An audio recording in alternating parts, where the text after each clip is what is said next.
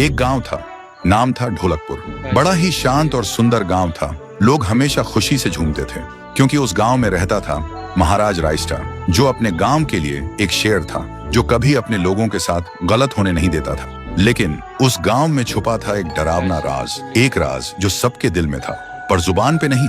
गांव के बीच एक सूखा हुआ पेड़ था जिसे लोग कहते थे श्रापित पेड़।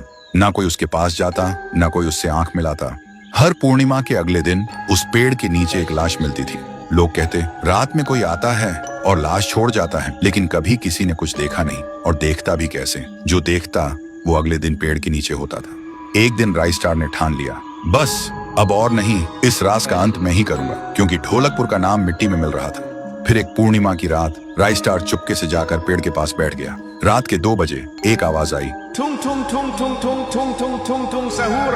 और फिर वो पेड़ भूत में बदल गया। वो भूत कुछ अजीब सा था, एक भयानक शैतानी हंसी वाला चेहरा, आंखें बड़ी बड़ी। वो पेड़ चल के एक घर के गेट को जोर जोर से खटखटाने लगता है। तभी एक आदमी डर के मारे आवाज सुन के बाहर निकलता है। वो भूत अपने लकड़ी जैसे हाथ से एक ऐसा थप्पड़ मारता कि उसकी सांस वहीं थम जाती है, और उसी जगह उस लाश को ले जाता है और वापस फिर से पेड़ बन जाता था। देखते ही रायस्टार का दिल कांप जाता है, पर वो कुछ बोलता नहीं।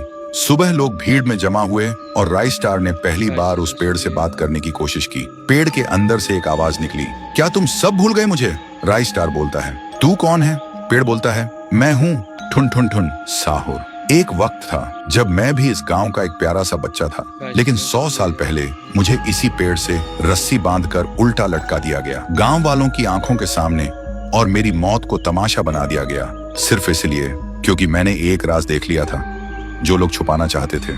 और उसी पल से मेरी रूह इस पेड़ से जुड़ गई। उस दिन से मैं इंसान नहीं, एक सज्जा बन गया, और हर पूर्णिमा में एक राजदार को चुनता हूँ और फिर उसे उसकी खामोशी का हिसाब देता हूँ।